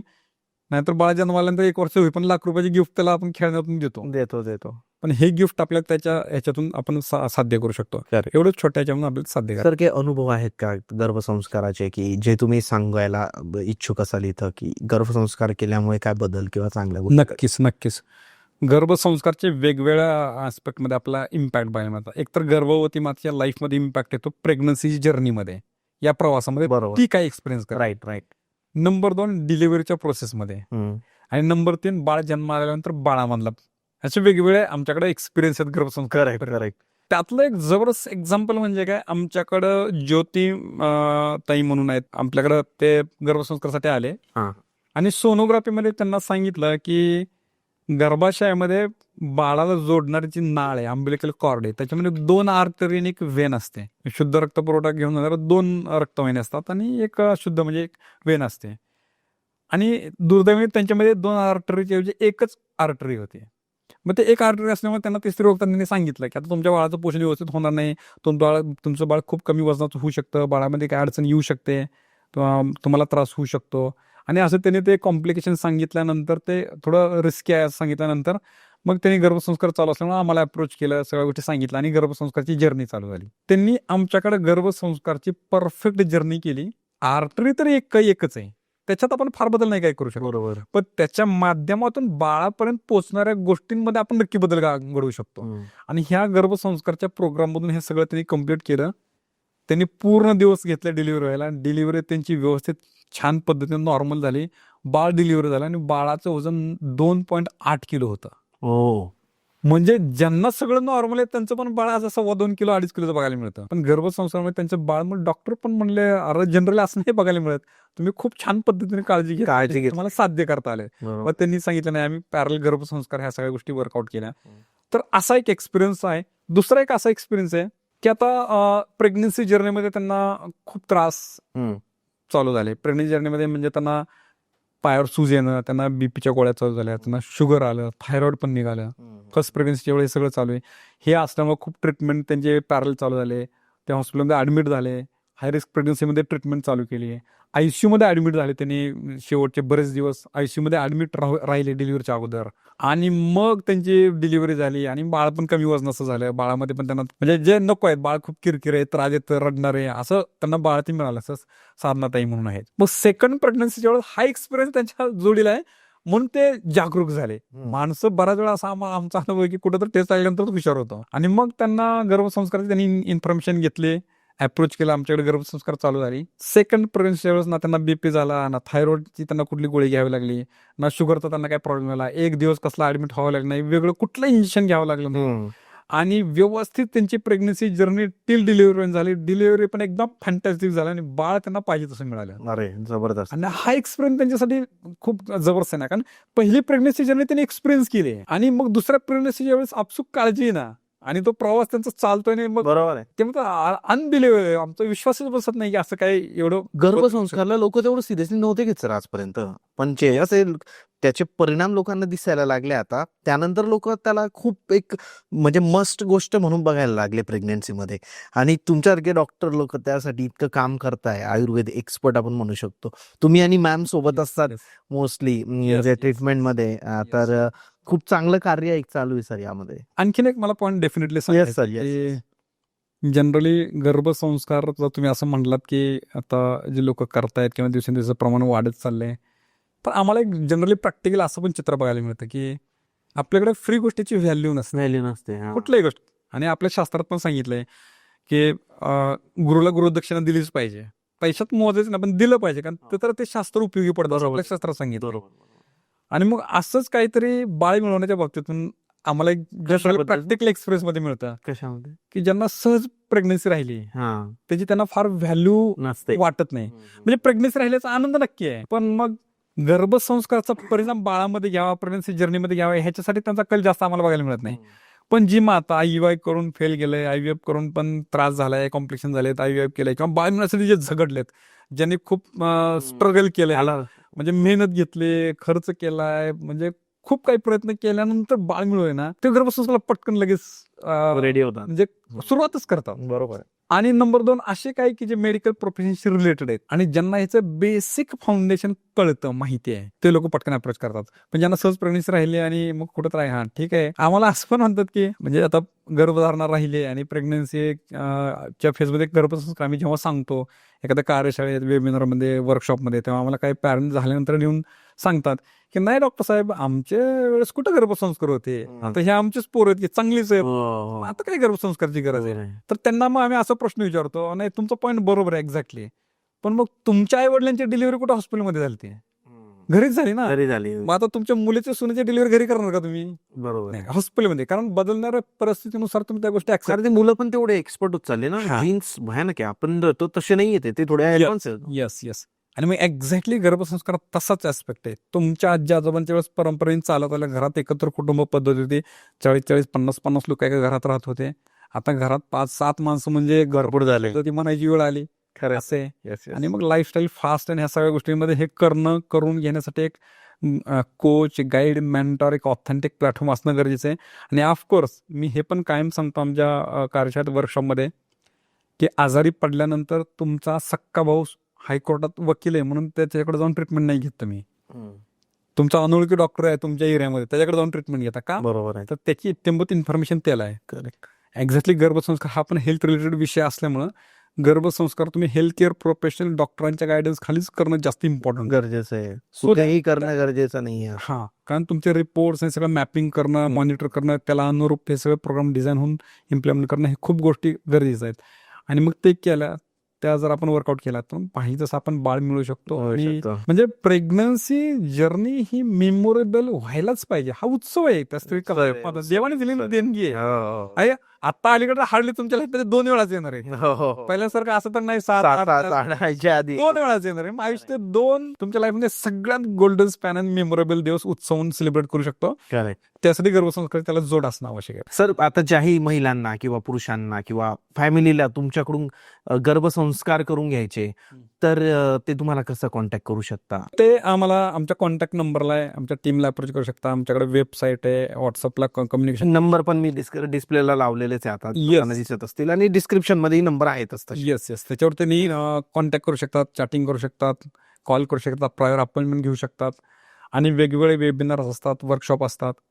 आणि सगळ्यात महत्वाचं, दोन्ही पद्धतीने गर्भसंस्कार चालतात आमच्याकडे, ऑफलाईन आणि ऑनलाईन. ऑनलाईनही चालतं का सर? ओके. आणि आम्ही ऑनलाईन सजेस्ट करतो, याचं रिझन आहे कारण प्रेग्नन्सी फेजमध्ये धावपळ करणं, इकडून तिकडे येणं जाणं हे थोडंसं हार्ड गरजेचं आहे.